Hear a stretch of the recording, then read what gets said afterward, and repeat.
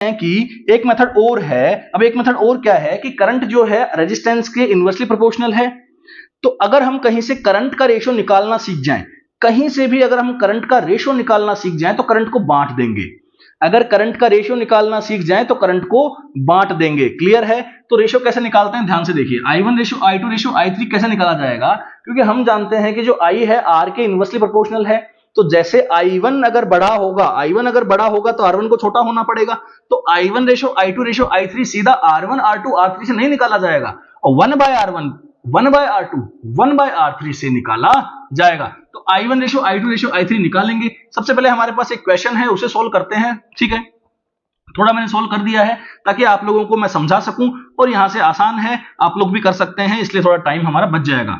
Calculate the current flows through each of the register and are equivalent. हमें बोल रहा है कि कैलकुलेट करो करंट ईच रजिस्टर में और आर इक्विवेलेंट भी कैलकुलेट करो।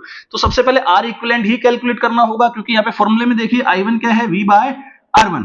ठीक है, अब I1 जो है वो किसका हिस्सा है, I का हिस्सा है। I1 क्या है, किसका हिस्सा है, I का हिस्सा है। तो यहां से क्या I1 निकाला जा सकता है? बिल्कुल I1 निकाला जा सकता है, निकाला जा सकता है। तो I1 कैसे निकालेंगे? I1 निकालेंगे भैया, कैसे निकालेंगे? V/R1। कैसे निकालेंगे भैया? V/R1। V कितना है 6, R1 कितना है 20। क्लियर है? कितना हो जाएगा ये 3/10, क्या आ जाएगा 0.3 एम्पियर। क्या आ जाएगा भैया यहाँ से 0.3 एम्पियर। क्लियर है? ऐसे ही I2 निकालेंगे, कैसे निकालेंगे? V/R2।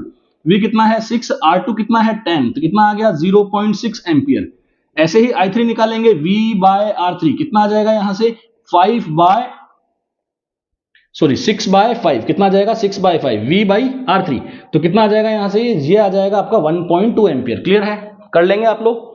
तो I1 ratio I2 I1 I2 I3 इनकी तीनों की वैल्यूज हमें मिल चुकी है। अब टोटल करंट अगर पूछता है तो यहां से निकाल सकते हैं। टोटल करंट अगर पूछता है तो क्या कर सकते हैं, निकाल सकते हैं। I क्या होगा यहां से I1 plus I2 plus I3।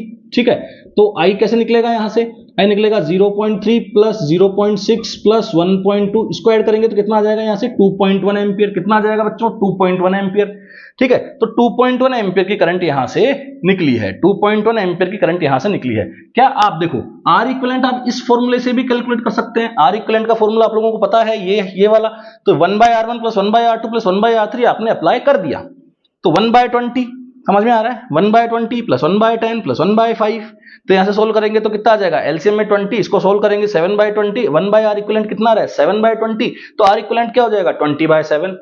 क्या हो जाएगा आर इक्विवेलेंट 20/7। तो आप यहां से आई करंट यहां से टोटल वैसे भी निकाल सकते थे, आपने तो सीधा निकाल दिया। I1 इसको निकाला, I2 इसको निकाला। क्लियर है? I2 इसको निकाला और I3 इसको निकाला। तो तीनों की कैलकुलेट करके आपने ऐड कर दिया तो भी टोटल करंट मिल गई आपको, और आप उस मेथड से भी निकाल